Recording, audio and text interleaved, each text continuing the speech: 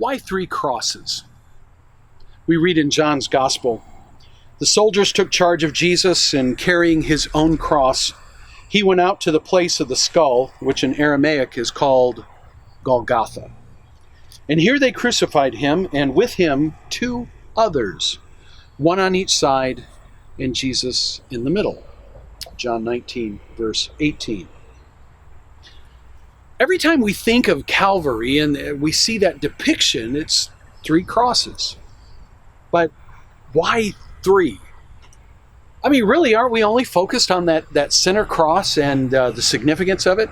Jesus dying for the sins of the world, the finished work of Christ on the cross. Why do we even need to know about these other 2 crosses? I think we can appreciate from a human perspective or the Roman perspective that there's a sense in which Jesus crucified with 2 thieves diminishes the significance of Jesus' crucifixion. We're throwing Jesus out along with the rest of the trash, the rest of the rabble. Crucified with 2 thieves. I think God has something totally else in mind.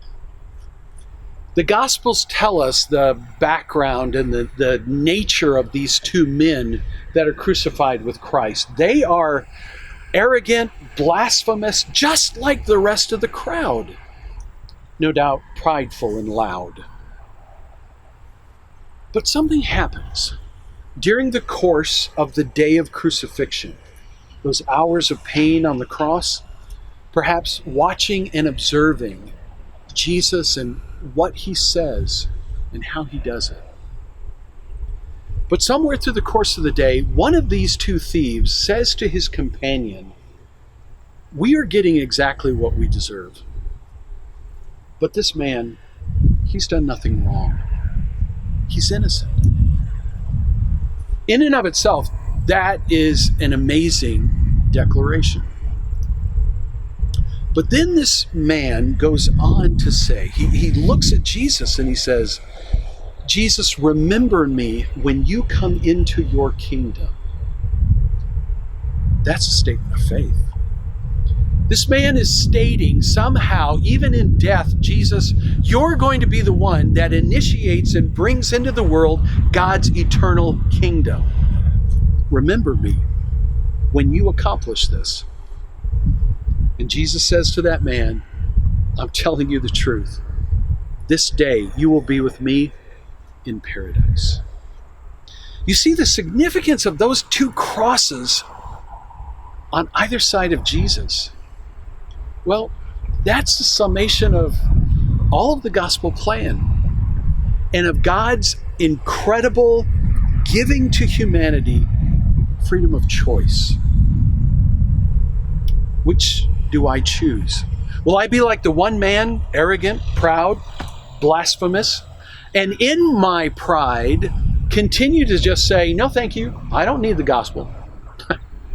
I will be the commander of my own fate. I will be the captain of my own destiny. Thank you very much"? Or will we be like the one who turns to Jesus and says, "Remember me. I need you. You alone have the kingdom, can provide salvation. Where else can I go?"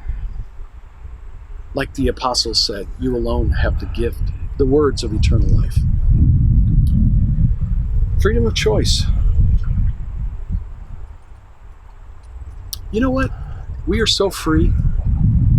We can even choose to believe that God doesn't even exist if we want to.